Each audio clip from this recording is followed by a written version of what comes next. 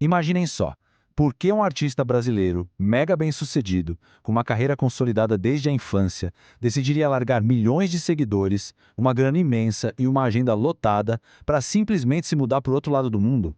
Pois é, hoje a gente vai destrinchar essa história e montar esse quebra-cabeça fascinante para entender os motivos reais por trás do êxodo radical do Yuji Tamashiro.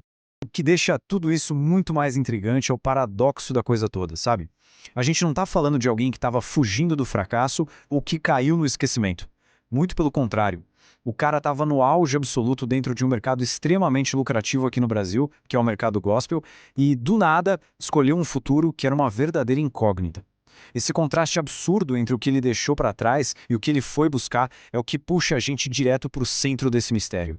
E olha para onde ele foi, para o Japão. Um país incrível, riquíssimo em cultura e tradições como o shintoísmo e o budismo, mas com um detalhe chocante. Os cristãos representam menos de 2% de toda a população por lá. Ou seja, é um terreno super árido para qualquer trabalho missionário convencional. Então, o que será que realmente motivou uma ruptura tão drástica para um lugar tão desafiador para a fé dele? Bom, na parte 1, o preço do sucesso. Para a gente conseguir entender essa decisão tão complexa, a gente precisa dar um passo atrás e olhar lá para a origem de tudo, analisando como esse sucesso extremo cobrou um preço bem alto ao longo dos anos.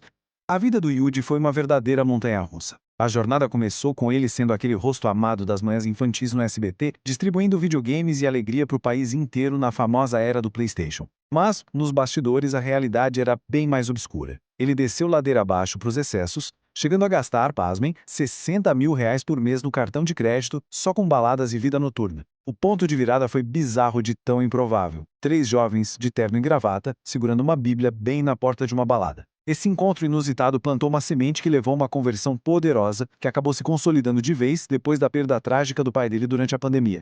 Isso nos leva à parte 2, a ilusão do mercado gospel. Essa transformação profunda jogou o Yuji num caminho que, de início, parecia a solução perfeita para os conflitos dele.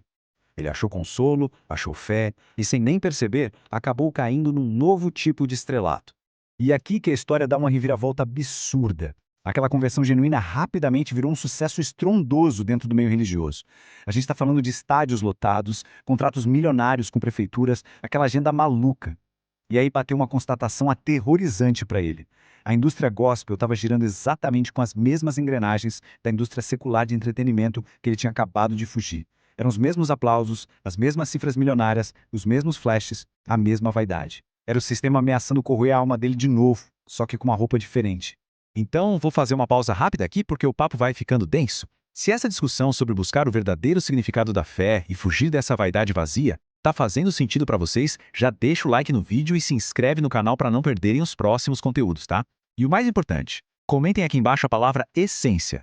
Vamos mostrar que a busca por um propósito real, em qualquer área, vale muito mais do que qualquer aplauso passageiro. Seguindo para a parte 3, a gota d'água. Toda essa angústia interna dele, aquela sensação péssima de estar na engrenagem errada, precisava de apenas um gatilho para transbordar de vez. E isso aconteceu de um jeito super público. O cenário foi gigante, a premiação do troféu Gerando Salvação, um mega evento do meio cristão.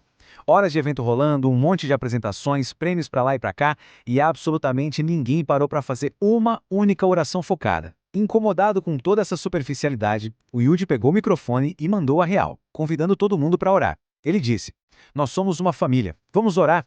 É disso que Deus está pedindo essa noite. Olha o peso disso." Essa atitude expôs uma ferida tão grande na estrutura do sistema que, no ano seguinte, ele tomou uma reprimenda pública no palco do mesmo evento. Foi o sinal que faltava para uma saída respeitosa, mas definitiva. E só para a gente ter uma noção clara do tamanho da tentação e da montanha de dinheiro que ficou para trás, os dados mostram que o mercado gospel brasileiro movimenta mais de 21 bilhões de reais por ano. 21 bilhões! É uma máquina colossal que, em muitos casos, transforma a fé num produto super lucrativo. Virar as costas para uma fatia gigante desse bolo, estando lá no topo, exige uma convicção fora do normal. E chegamos à parte 4, missão no Japão. Com essa convicção toda, a decisão mais radical da vida dele foi tomada.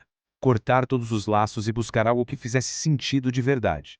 Aquele padrão de vida altíssimo e a mansão luxuosa em Alphaville ficaram no passado. Ele pegou a esposa Mila e o filho Davi e voltou às raízes em Yokohama, no Japão. Hoje, sem palcos iluminados ou cachês milionários, ele compartilha a mensagem no corpo a corpo mesmo, em lugares incrivelmente simples, tipo naqueles encontros noturnos de apaixonados por carros lá em Nagoya. E sabe o que é fantástico nessa nova fase? Quando bateu aquela preocupação financeira natural sobre como sustentar a família do outro lado do mundo, surgiu um patrocínio surpreendente da Honda. A própria Honda apareceu no momento exato para unir a paixão dele por carros com a necessidade de colocar comida na mesa. Finalmente, parte 5. A verdadeira adoração.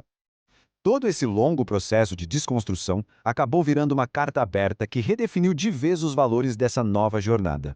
Usando as palavras do próprio Yuji, essa nova realidade mostra de forma clara o quão glorioso é falar de Jesus com sinceridade, sabe? Para ele, adorar a Deus em espírito e em verdade significa viver para Cristo de uma forma totalmente livre daquela sede maluca por likes, números e aplausos. É perceber que o ativismo religioso vazio só cansa a cabeça da gente, mas a essência do amor prático liberta. Ter a vida inteira cabendo dentro de uma mala e ainda assim sentir que tem absolutamente tudo, isso sim é a verdadeira definição de liberdade. E para fechar, a gente precisa lembrar de um pensamento provocador que resume perfeitamente esse êxodo radical. De que adianta o homem ganhar o mundo inteiro e perder a sua alma? Fica aí o questionamento para todos nós. Se a nossa correria, as nossas agendas lotadas e o nosso sucesso financeiro estão custando a nossa paz e a nossa essência, qual é o verdadeiro lucro que a gente está levando? Fica o convite para a gente avaliar nossa própria caminhada e escolher viver com um propósito real que não se corrompa. Muito obrigado por acompanharem até aqui e a gente se vê no próximo vídeo.